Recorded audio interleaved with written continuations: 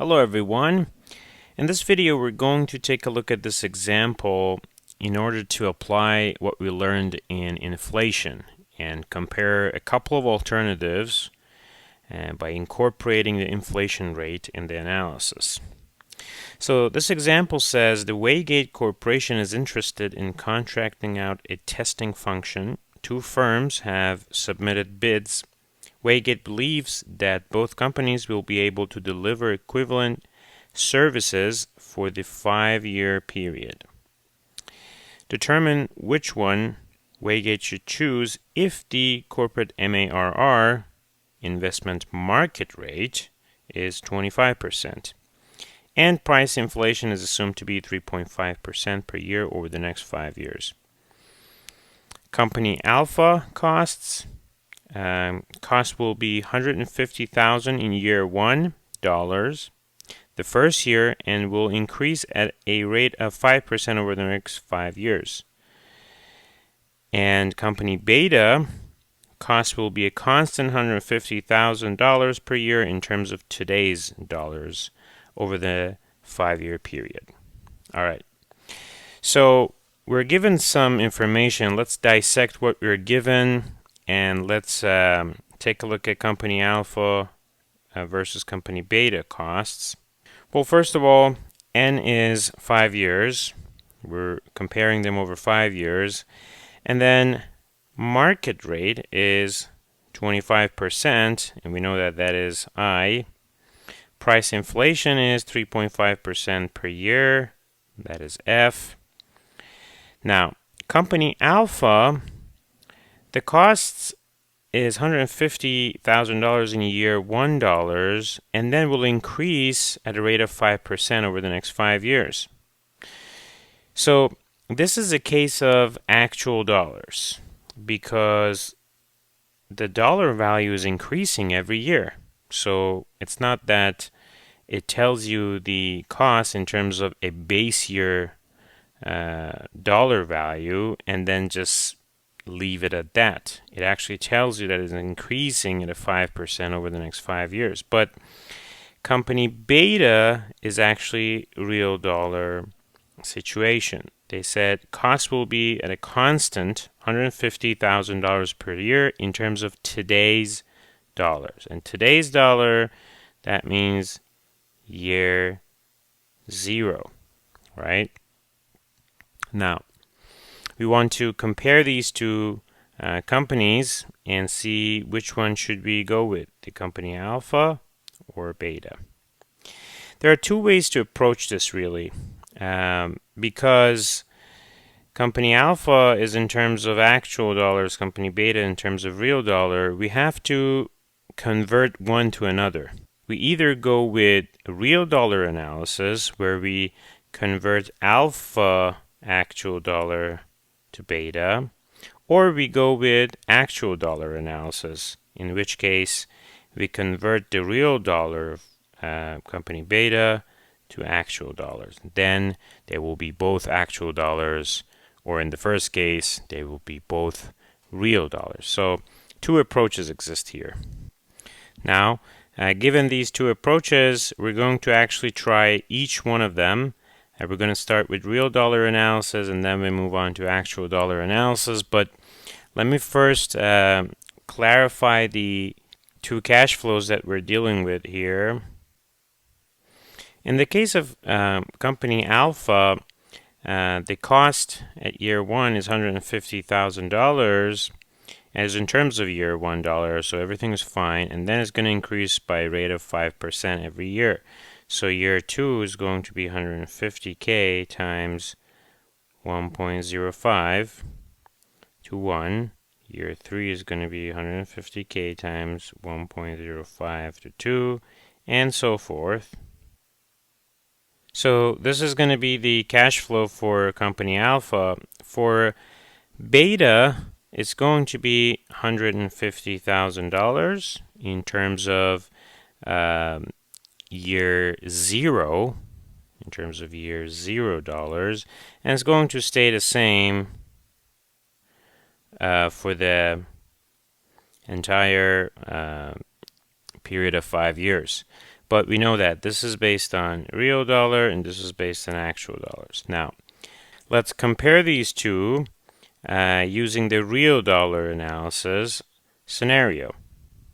So in the real dollar analysis, what we need to do is to convert this cash flow for company alpha to a real dollar cash flow in terms of year 0 in order to be consistent with beta so we can compare them. So how can we do that? Well, all we need to do is to take away inflation from this cash flow, and then it's going to be real dollar. For example, year 1 has gained inflation for 1 year. So we take away inflation for 1 year from this number, basically. And then for year 2, this value has gained inflation for 2 years. We have to take away 2 years of inflation from that.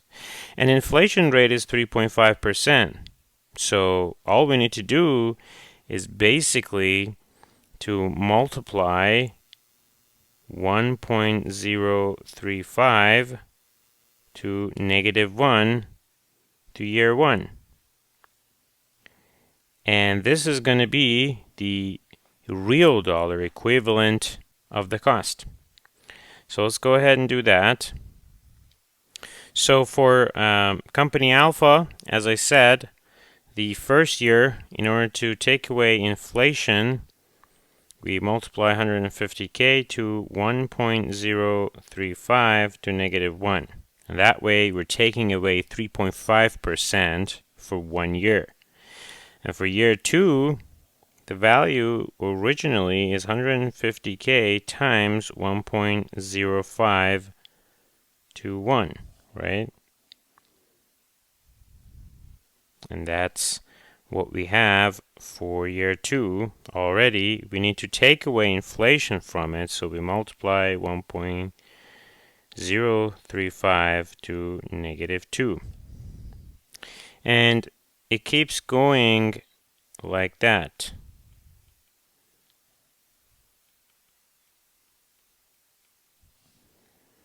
And by doing this, we are converting the cash flow to year 0 dollar, which is a real dollar. And company beta is already in year 0. It's 150K every year. So once you do the math for this cash flow and you get the final values, then we have two cash flows, both in terms of year 0. And then we can compare them. We can calculate the net present value of each one and see which one is giving us a smaller net present value, because these are all cost figures, and then we pick that one. So that's going to be our next step, to calculate the net present value. Net present value, or present worth, whatever notation you want to use, of beta is going to be easy. Is 150K. It's a uniform cash flow. We multiply that to P given A. At what percentage, though, over 5 years? We know that this is a real dollar, and this is going to be a real dollar. And the percentage, or the interest rate that we need to use, is given to us in terms of market rate. But since these are all real dollar values, we should be using real rate. And let me go back to that slide that I emphasized on. Use real interest rate when you're dealing with real dollar. And that's what we want to do here. So what we need to do is to calculate I prime. And the relationship between I, F, and I prime, we had that. If I go back a few slides, you'll see that here. So we need to find I prime while we have the I, 25%, and we have the F, 3.5%. I'm going to go ahead and do that here. If you rearrange that formula in terms of I prime, it's going to be I minus F over 1 plus F. And this way we can calculate I prime, that is 0.25 minus 0.035 divided by 1.035. And when you do the math, that is 0.208. That is the real interest rate. Real rate. And that's what we need to use here. And therefore, I'm going to say 0.208. And when you do the math for this calculation, you will get $441,000. That's the cost of company beta for us to do this contract. We need to do the same thing for alpha. In this case, it's going to be a lengthier calculation because we have all these values that are not the same. So it's not a uniform cash flow. What we need to do is to calculate the present value of each one separately and just add them together at the end. So it's going to be a sum of 5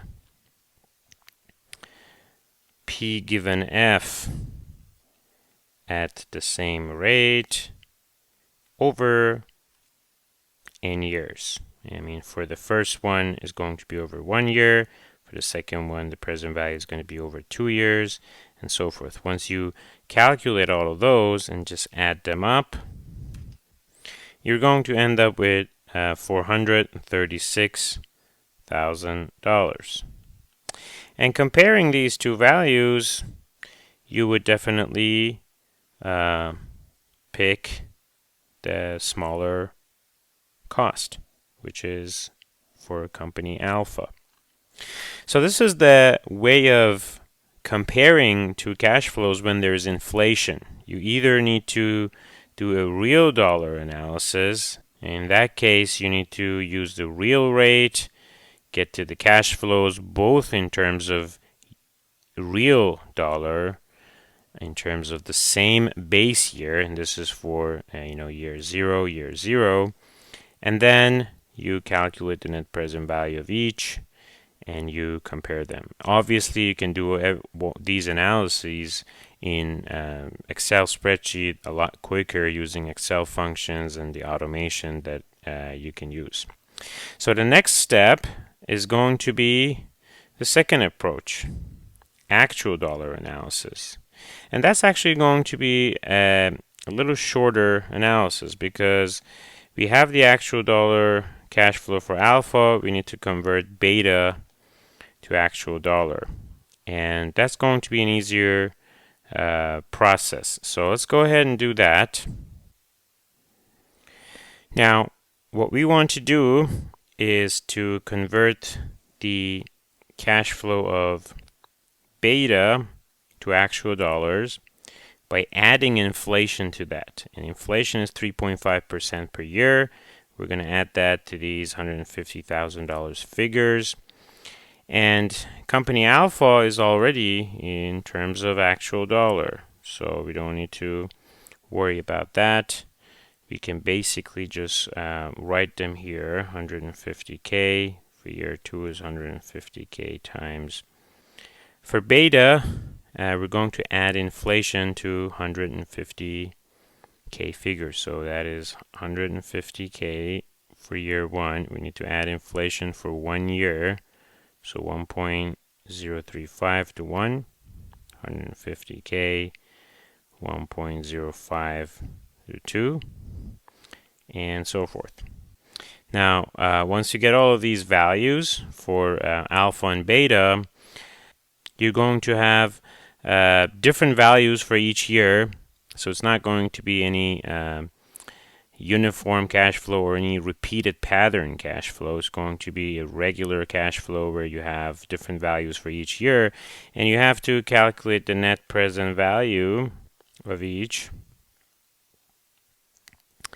And at that point, it's going to be basically summation of 5 different present values. For each of these numbers, you calculate the present value and you add them all together. The good thing is, because both of these cash flows are actual dollars, we can use the actual interest rate, which is 25%. So we don't need to use the real rate because this is an actual dollar analysis and we use the actual interest rate. So it's going to be sum of 5 P given F's at 25% and n years, and n is going to change from year 1, 2, 3, 4, 5 for each of these cash flows. Once you do that, not surprisingly, actually, you will get the same present value figures that you got here.